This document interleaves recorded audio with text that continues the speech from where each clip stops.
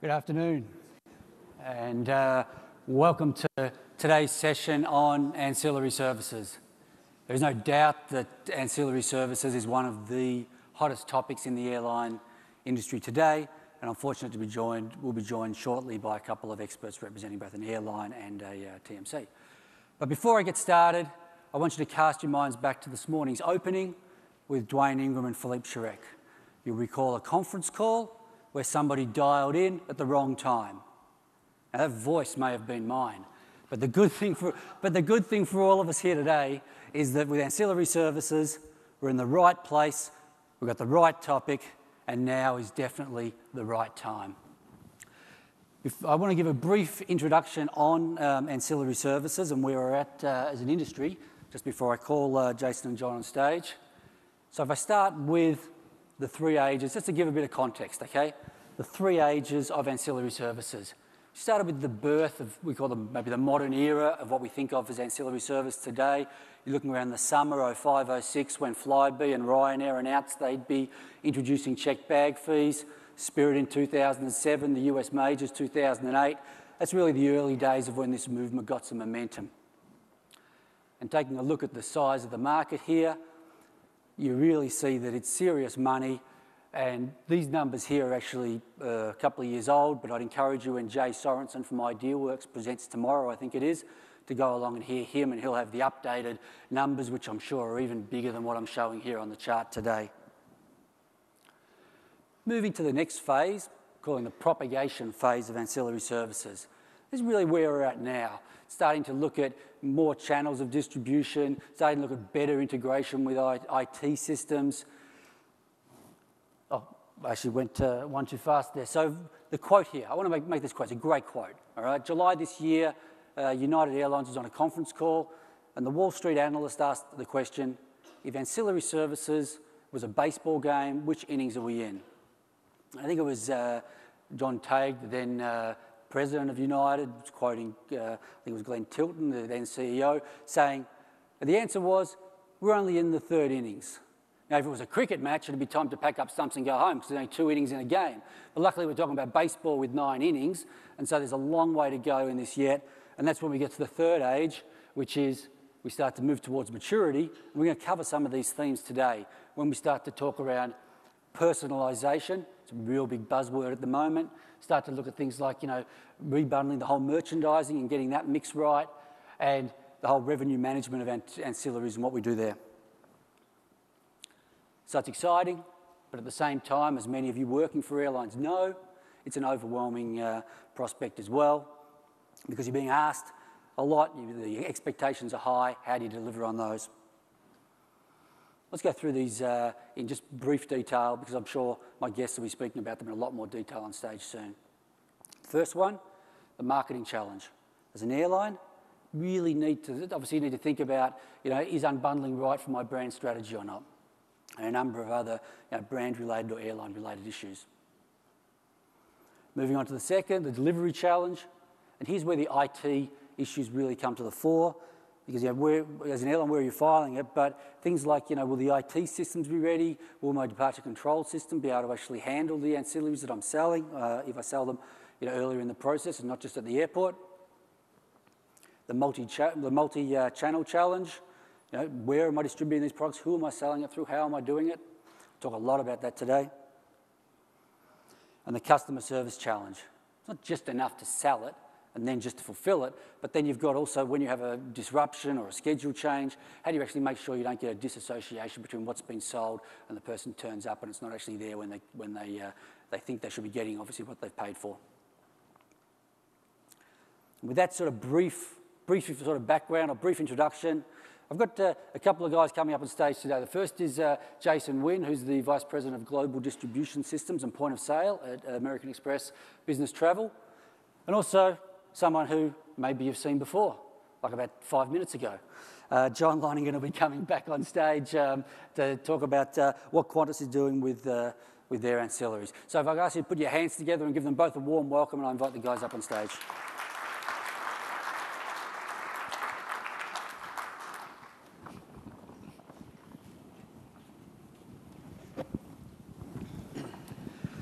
Okay, Jason, I suppose if I start with you, I mean, from the TMC perspective, okay, what are your airlines, or what are your customers? So I suppose the corporates. What's the Amex perspective, and what are you hearing from customers about this whole ancillaries revenue revolution that we're talking about? Yeah, I mean, I think the first bit is just in general, ancillaries and what it's doing and it has the prospect to do for the industry is obviously something that we're very supportive of, right? I mean, a healthy airline industry is a healthy agency industry for us. So where we're challenged right now is figuring out, as these things move forward and become more and more customized, how can we help in that? As a distributor, how do we help our customers by being able to make these offers to them? From the corporate standpoint, there's a lot of confusion right now, right? There's no real good data or reporting on this. How do you bring policy in around if you're going to allow a certain piece of your corporate group to be able to upgrade or do things of that nature, but others not?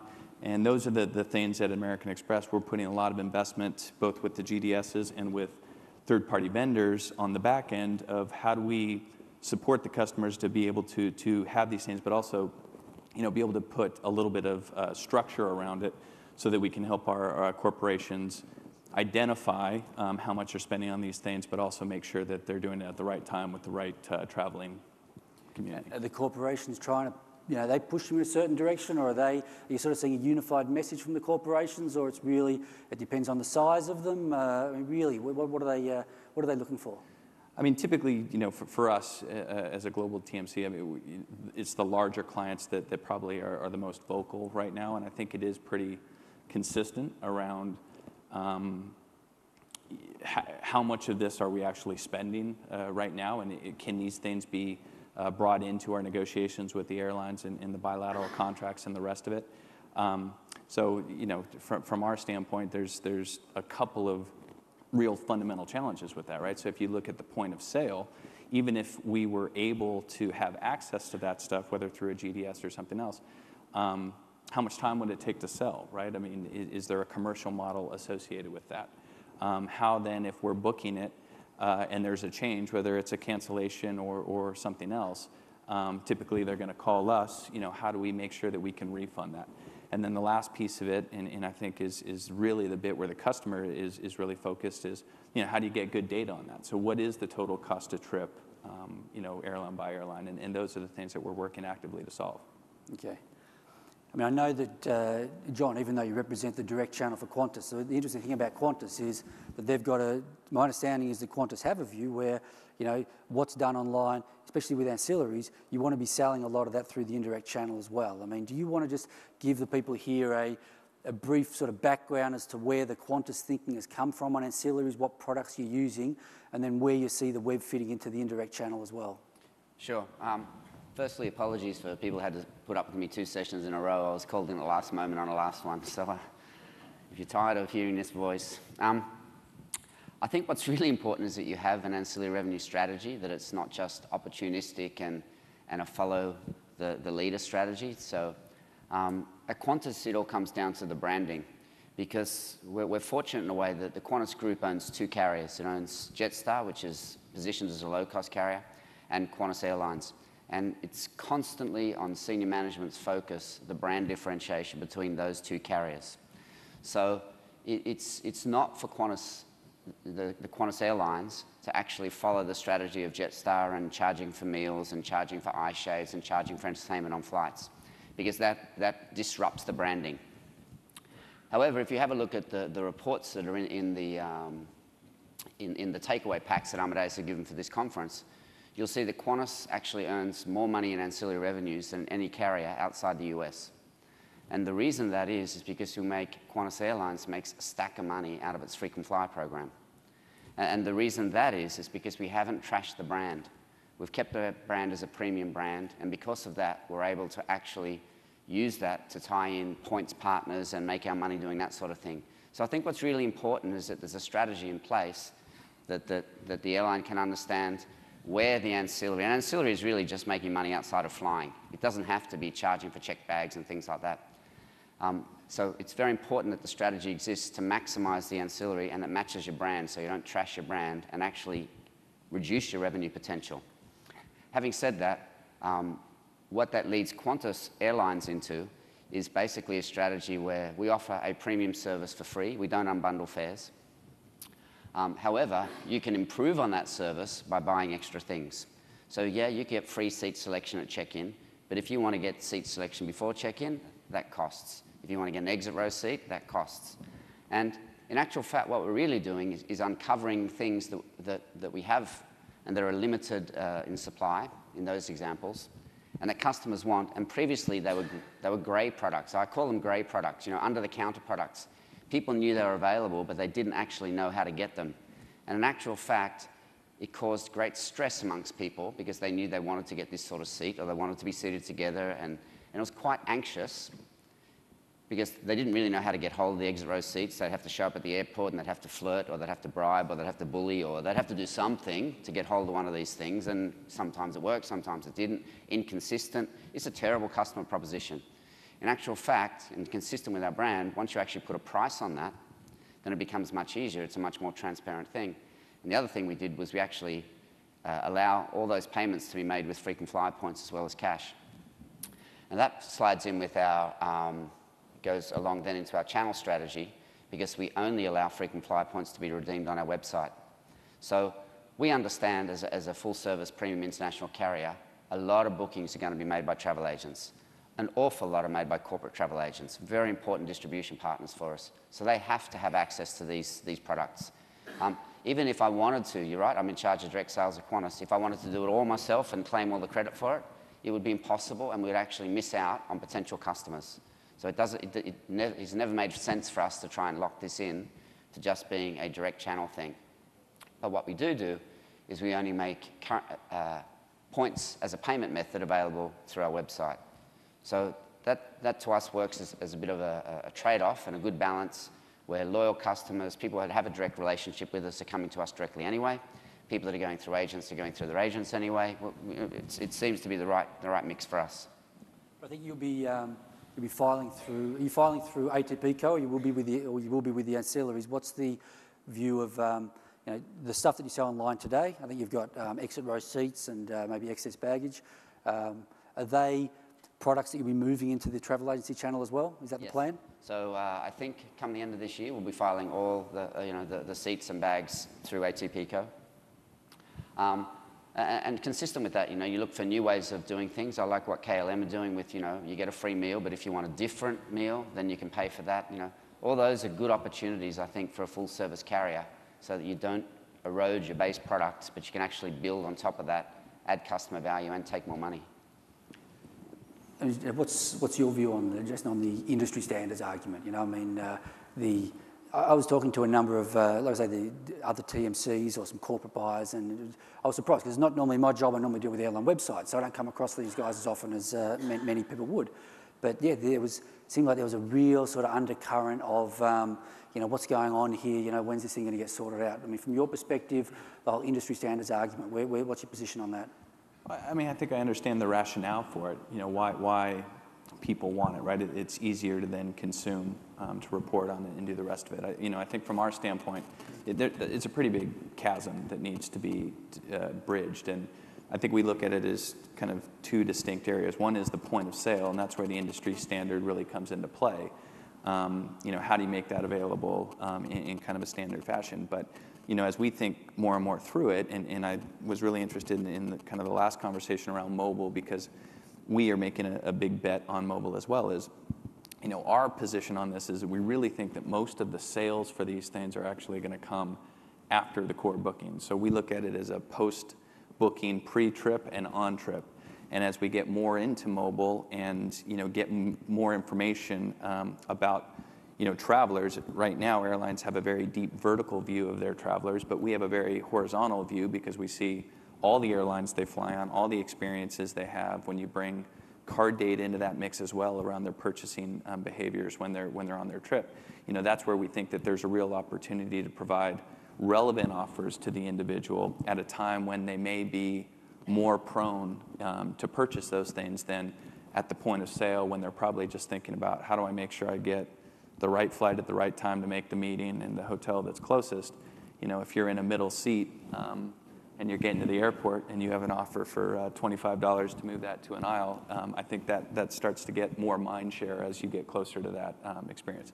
So that's where we're really making a big push. And at the moment, especially with a number of carriers selling the excess baggage or the prepaid bags, you can only do it at the airport, all right, or at the time, sometimes at the time of check-in. A lot of that's because of the DCS window and for technological limitations or whatever. But as those are eliminated, and the opportunities to sell that, further away from the actual date of departure, does that open up an opportunity for Amex, or do you see more opportunities coming out of that? Yeah, I think so. I mean, to the point, it's getting those behavioral traits, and there's some trial and error in it, and there's some technology, around mobile platforms and the rest that need to, make progress. But around what's the perfect time to be, speaking to someone that you have the greatest opportunity to make that sale. And, so if there's bags is kind of a bad example, I think, because for the most part, that's something that you would do at the airport. But when you talk about other elements, being able to have that information exposed early, or that content exposed, and then, for us, where we see the value in supporting the airlines is A, being able to sell more of it, but B, being able to bring all the information that we have as a very large TMC, but also as a very large card company, to make sure that we're hitting the person at the right time so we have a higher probability of sale. And the point about bags is an interesting one, because I don't know, John, I haven't seen data on this myself, but I've always had this thinking that the more you can sell things further away from departure, the better chance you've got to, obviously sell more, and maybe people buy things that they end up using. And one thing with, prepaid excess baggage or paying for a second bag or something like that, especially if it's offered at a discount, maybe people buy it, whereas when they get to the airport, they only buy what they need. Is that something that you've either seen, or do you think it's true, or does it open up an opportunity for you? We actually have different products available at the airport and for sale before the airport, and that's quite deliberate. At the airport, it's quite punitive, and it's a per kilo excess charge, and it's treated as an excess baggage charge, and that's how it's positioned. And you know that if you get 1 kilo over, 2 kilos over, it's going to hit you, and it's going to hit you hard. What we sell before is actually peace of mind. What we're really selling is an insurance policy that you won't get hit, and we sell it as an allowance.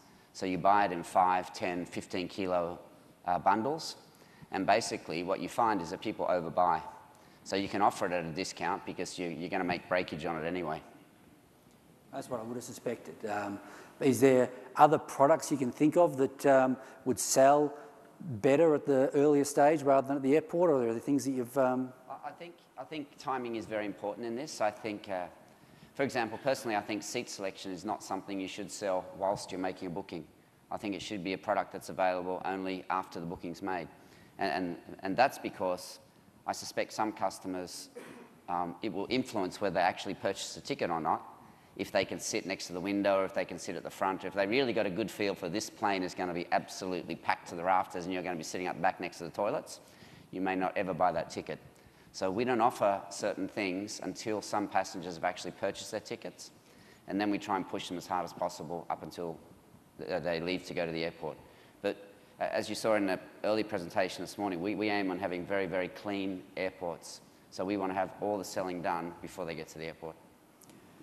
I suppose another interesting topic is the whole question of IT challenges, and integration with IT systems. And you've been at I suppose for a full-service carrier, John, you've been at in some ways you've been at the forefront of pushing certain products through the online channel, and now you're going to be pushing them through the travel agency channel. But what do you see as the IT challenges? I mean, are there back-end systems that need to be integrated that are more difficult under different scenarios, or how does that work for you? I think Jean-Paul said it this morning. This is an incredibly complex business with horrific legacy systems that you just don't want to touch if you can help it. I think we do a lot of fake automation. Our view is as long as the customer doesn't really know how ugly it is behind the scenes, you can take the order and deal with some robotics and nasty stuff and then just flick them an email within a couple of minutes. That's probably good enough. What's really important for us is that from the customer's point of view, it's fully automated and works like a dream. What's happening behind the scenes isn't pretty. Yeah. It's not pretty. Jason, your take on that with the whole question of integration with IT systems?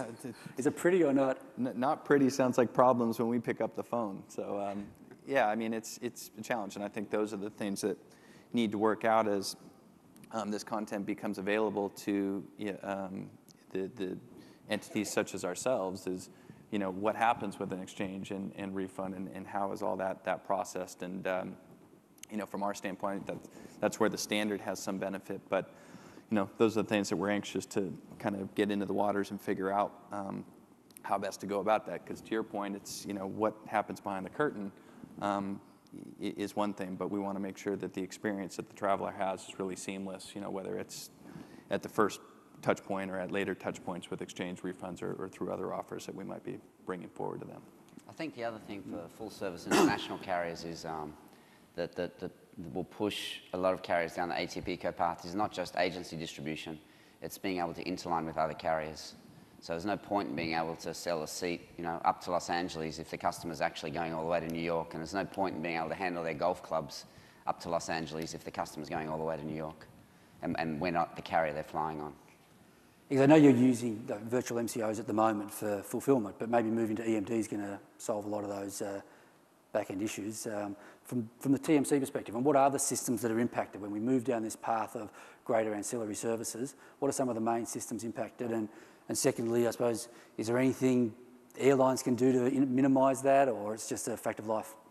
Well, I think that the EMD and some of those are mechanisms that are going to allow it to be processed, but and I don't really understand these things, but I guess there's two types of EMD, EMDS and EMD something or other. So there's still a lot of things that need to be figured out there.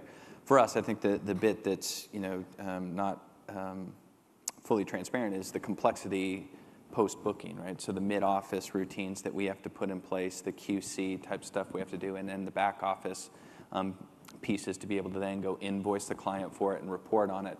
All of those things, really need to be worked out for us to be able to have a compelling, position with our client base. So, whether it's EMD or something else, it can't be a miscellaneous charge order as it is now, because unless you have some table that says $25 for this airline always means this thing, how do you map to it, right?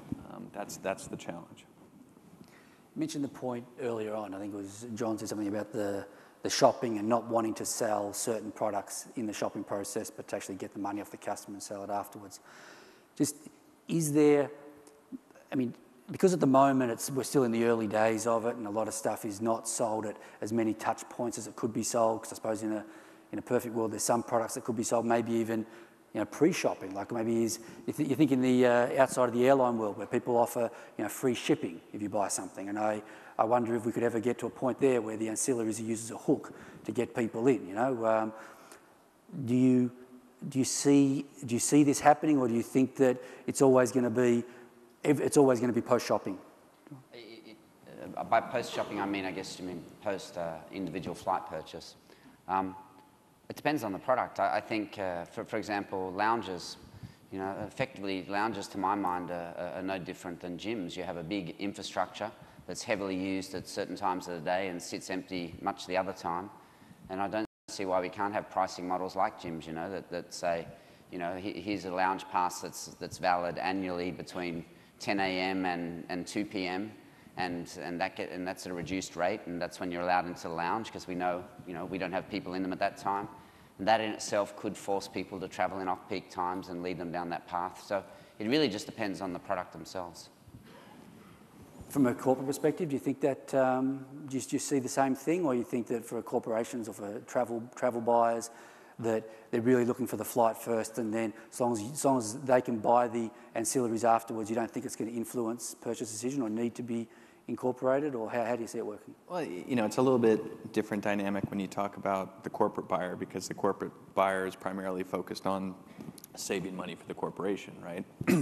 So, for us, I think that's where we are looking to be not only have technical solutions to be able to offer these things, but be able to provide some consultation around when should you, what type of individual should be allowed to go and have a lounge access if we were to, to provide that offer to them. And that gets around the whole policy argument, right? And so, those are some of the things that as this continues to grow, we're really looking at the behavioral kind of pieces of this and trying to bring that in so that we can go to corporation and say, right, this group should get it for these reasons, and then bring it into the policy so that when we're giving the individual an offer, I think one of the issues right now, and especially if it's coming from an airline, is if you're using your corporate card as a vehicle, you don't know if you're in compliance or not. So typically that's going to mean, at least from what we're hearing, that you just don't do it, right? So if it's coming from American Express, who is your TMC, and it's per policy, and we can make that abundantly clear in the message, that's going to free individuals up to make those purchases knowing, that they can with their corporate card, or being able to say, here's the offer, you can't purchase with your corporate card, however, we have your personal card on file, and if you would still like to purchase, click here. Yeah, I know that whole compliance issue, the corporate compliance, policy compliance, is a huge concern for corporations, because I've heard a number of them say that they just can't see what people are buying. They don't know what their customers are buying. What I'd like to do now, the whole focus of this has been around industry trends and what the industry is doing, but I want to take a couple of minutes just to show a short 3-minute video on what Amadeus is doing in this space, okay? It's really just a lead into, there's the technology exchange outside, which is going to go into a lot more detail, but if I can just pull up the slides prior to the video. Amadeus has the unique challenge of needing to accommodate a number of different constituents, okay? We've got the airlines, but we've got the TMCs, and we need to come up with a solution that's going to work for all industry participants. And so in a nutshell, if I say the Amadeus challenge, or the role, is to manage increased complexity and add value to all industry players. If I can just, 3 minutes, we'll run the video, and then I'll come back with one final comment here, and then pass over to questions from the audience. So the video, please.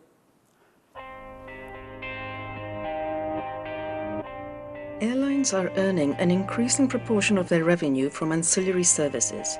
In particular, unbundled or a la carte services enable airlines to open up new revenue streams and target their offer much more precisely. However, this type of unbundled offer is still at a relatively early stage. A la carte services are still largely dominated by checked bag fees and sold through the airline's website or at the airport only. As this kind of merchandising represents an ever larger proportion of passenger revenue, airlines are faced with a dilemma: how to provide a consistent offer through all sales channels, indirect and direct, and deliver seamless service in an efficient and robust manner. Amadeus provides a solution to this dilemma. Amadeus Ancillary Services enables airlines to maximize their ancillary sales and deliver unmatched levels of customer service with a comprehensive and multi-channel ancillary services solution. Let's take a closer look at how this works.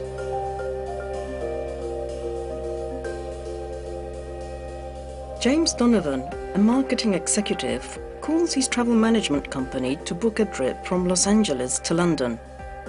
The call center agent searches for the flight in Amadeus selling platform and offers James a Los Angeles to London flight.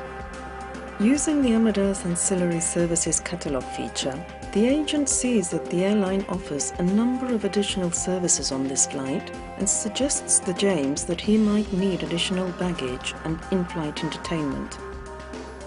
James agrees, and the agent quickly books the additional services in selling platform and issues an electronic miscellaneous document, or EMD, so that James can prove he has booked and paid for these services. With Amadeus Ancillary Services, airlines can work with a range of fulfillment options.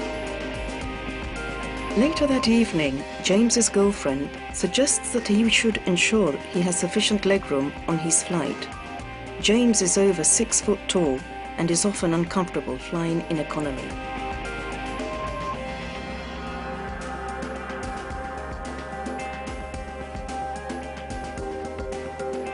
James goes online and quickly books a seat with additional legroom and issues a receipt for his company expenses.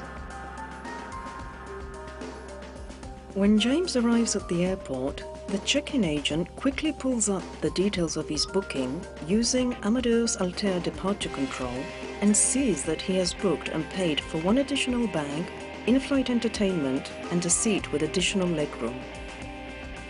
Amadeus helps you maximize your revenues and profits and deliver unmatched levels of customer service with a comprehensive and multi-channel ancillary services solution. So I suppose before I throw to questions, I just want to get a final comment from each of my guests. Starting with you, John. Okay? You've seen what Amadeus is doing in the space. And one thing I didn't mention was, and you saw it there, the integration with DCS. Never underestimate the importance of the integration with DCS. But from a Qantas point of view, what you see from Amadeus, what parts of what Amadeus is doing is most relevant to supporting the Qantas business model? That's a difficult question. I mean, we're selling these services in conjunction with a flight, so it's pretty important that the documents are there. That I think the industry standards are pretty important because there's only so much money you can earn off your own flights. In the end, you've got to make money with your partners, your airline partners, your code shares, your interlines, and especially in an industry that's consolidating. I think there's a lot of work to be done on making the standards work. And I think that's pretty important and probably, in my view, the most important thing they're doing. Okay. And Jason, I mean, from your view, and you've seen what Amadeus is doing in the space, the parts of it that are most interest to you? Well, I mean, I think clearly Amadeus, and for that matter, you know, your competitors are making a lot of progress in terms of how to bring this into the point of sale and make, you know, from a counselor perspective, make it pretty easy. You know, I think the thing from my standpoint that I'd be anxious to look at is just how much more time does it take, right? So if you're adding something new to what a counselor is having to do, you know, to the extent that the productivity is not impacted, that's going to be a critical piece for us. So, you know, really engaging with Amadeus to understand how you're making the process flow mechanisms absolutely painless for the counselor is you know, really critical for the TMC community. Okay. Can I have the lights up a bit so I can see when where the questions might come from? I'd be very surprised with a topic that's as hot as ancillary ancillary services is in the industry at the moment. If I didn't have any questions, but maybe you'll prove me wrong. Are there any? I see one hand going up over here. Have we got a microphone to get down here so we can hear the question? And I suppose just before you ask the question, and I hope I'm not cutting you off, but to make most use, it'd be ideal if the questions were aimed at my guests. Any questions on what Amadeus is doing is probably best directed at the technology exchange and going and looking at the product and what we're doing and talking to the product experts, but I'd really like to make use of Jason or John up here on the stage and get some questions for those guys. So. Yes, I have a question for John and Qantas. Qantas and Jetstar being at the cutting edge of ancillaries for the last several years. I wanted John's opinion on what's like the next kind of top 3 or 4 or 5 up and coming ancillary streams, and also what are the remaining technology limitations to doing your ideal additions on the ancillaries? I'm really hoping someone gives me that idea over the next couple of days. I don't have a clue. I don't have a clue. But there was a follow-up part, was there, about the technology limitations? So what technology hurdles still have to be overcome? What Qantas wants to do. John? I don't fully know because, as I said, I don't know where the next money's coming from.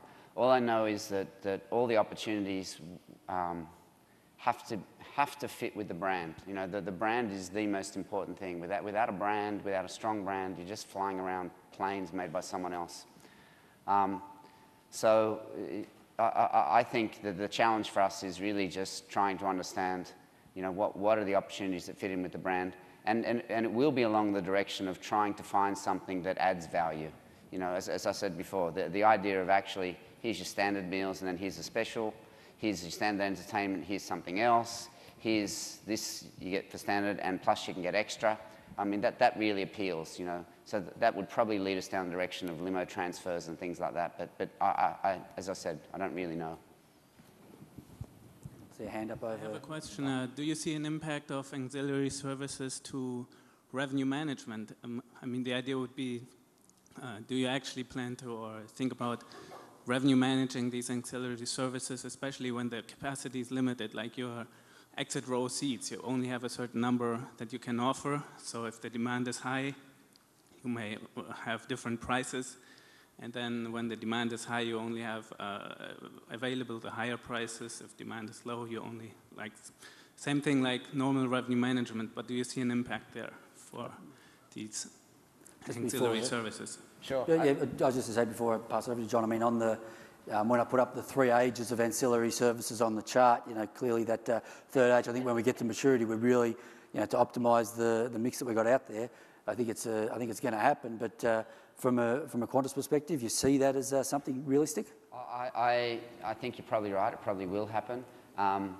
However, I think what's really important at the moment is the consumer education, and that's very difficult if you have variable pricing.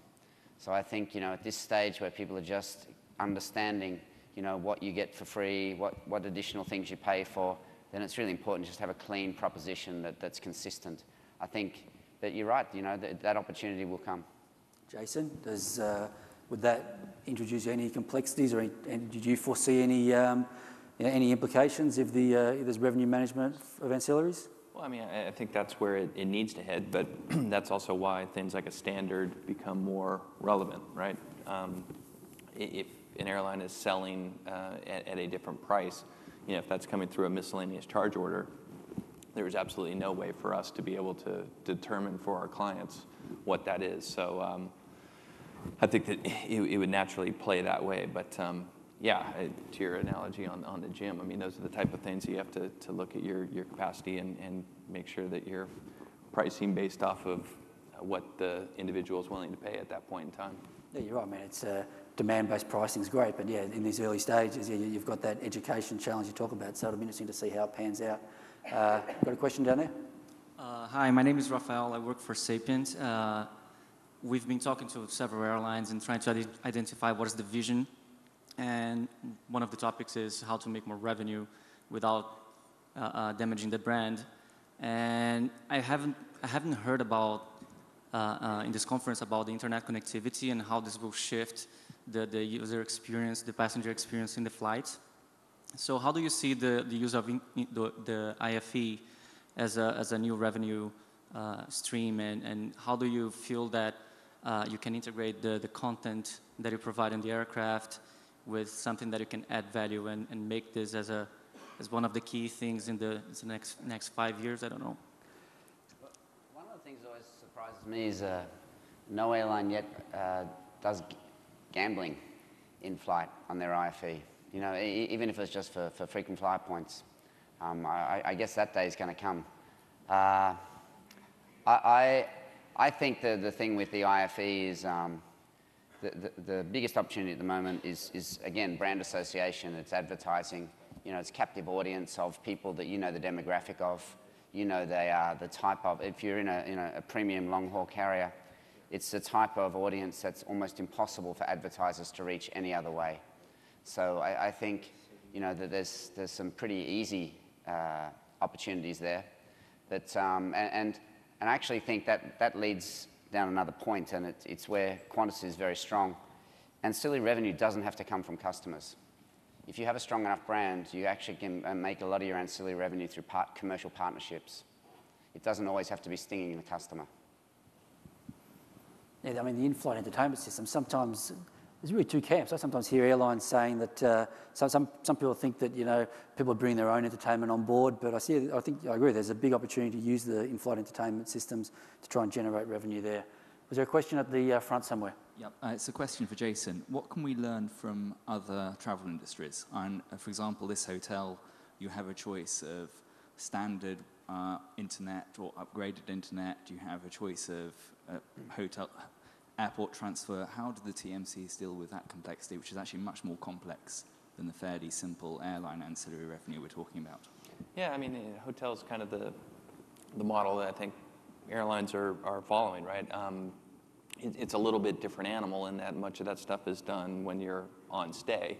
And because you transact, when you get to the hotel, that's different than the way the airline piece works. But you know, from our standpoint, that's where we're very much focused on understanding the behavioral elements of what types of things people are buying so that we can make relevant offers at the right point in time, and you know, getting into these so-called ontologies and understanding behavioral trends are all things that we're investing heavily in so that we can make sure that we're not just providing offers, but we're providing offers that are contextual, I guess.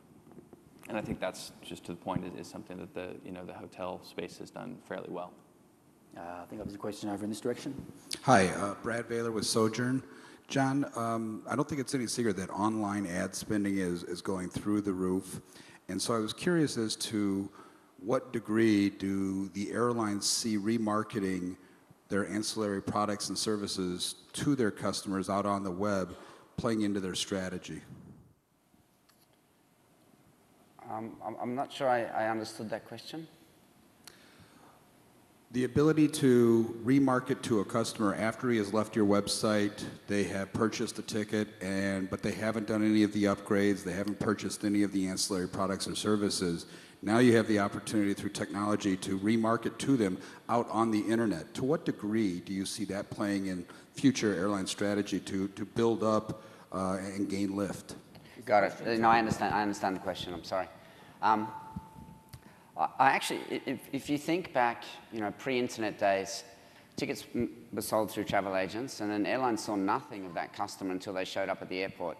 I actually think we have so many more customer contact opportunities that it's actually, it's very exciting. And I think, you know, you can do it just, you can actually do very good customized offers as well, because you know so much more. You know much more about, you know, the sort of offers that are available. You know much more about the person and their travel patterns, if they're frequent flyers, and you can go into so you can actually start forming customized offers. And I also think there's a psychology around the sticker price that you want to tap into as well. You know, if you're pitching flights to London at $1,999, you really don't want to have anything that's going to break that clean model on the first transaction. But then maybe you get a chance later on when you know that, you know, hotel purchases is done this prior to departure, or car rentals done at this time of departure. You can actually be in the frame of reference.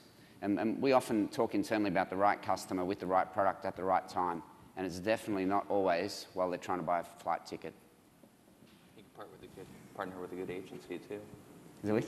You think so? Partner with a good agency. Yeah. So yourself, Jason, I mean, like I think I mentioned earlier on, or asked you earlier on, does it open up more opportunities? And I think the question was more tied into advertising, but I mean, it could be all the different touch points that you have. Does Amex see the technology moving in a way and ancillary revenues moving in a way to actually get more touch points with the customer? Well, mobile is going to be the game changer with that, right? And then underneath mobile, you got to have the data. And I think that's where, you know, we are hoping to provide value, you know, to the industry, is that the airline has a deep vertical view and continues to get more and more knowledge about that customer based off of the experiences that customer's had with them. But we see the experiences that customer's had with everyone. And so as example, if someone's a Virgin Blue customer and for whatever reason they're flying Qantas for the first time or rarely, you know, we would know that, and I'm sure that Qantas would want then to provide, you know, something special to try to get that person to come back. So, you know, those are the things that we're trying to do of getting that full picture of the data, whether it's the, you know, the travel experience or even the purchasing behaviors when they're on trip, what type of restaurants and the rest of it, to bring something together that's incredibly relevant and beneficial not only to the supplier, but providing that channel for the supplier to be able to, you know, push through unique offers to our travelers that are very dynamic. All right, no, thanks. Probably got time for one more question before I wrap it up. If there's one final question from the floor at the front here, I think there's someone. Just wait. I think someone's running over to you with a microphone, just so you don't have to yell at the top of your voice. Thanks. Thank you. Hervé Muller from IER. One thing that that we didn't discuss is the very negative public reaction to a lot of the ancillary services. And I don't know about Australia and what was the public reaction, but here in North America, there's been some very negative pushback to these ancillary services. You may have heard about the case of Spirit Airlines, who wanted to have a fee for overhead bag, and that created a lot of bad press. It even went to Congress, where one of the congressmen was looking at the legality of it, etc. So the question that I had is, do you guys think that maybe some of these ancillary services are going too far, and do you see them as eventually staying or disappearing? Like, for example, if the airlines, through consolidation, get to a more healthy financial state, will they start rolling back some of these ancillary services? And the second question, maybe for Jason, is as a travel agent, do you see passengers making their travel choices based on ancillary services, and, for example, going to Southwest because there's no bag fees, for example? Thank you. You want to go first, and then I'll finish up with John? To the first part, I think the market should dictate the decisions an airline makes, not the government. So, you know, if Spirit's charging and people decide that they don't want to pay for that, well, they won't fly Spirit, and that's a business decision. But from the other perspective, yeah, I think, you know, our corporate customers, Southwest is obviously the prime example, because that is their marketing play right now.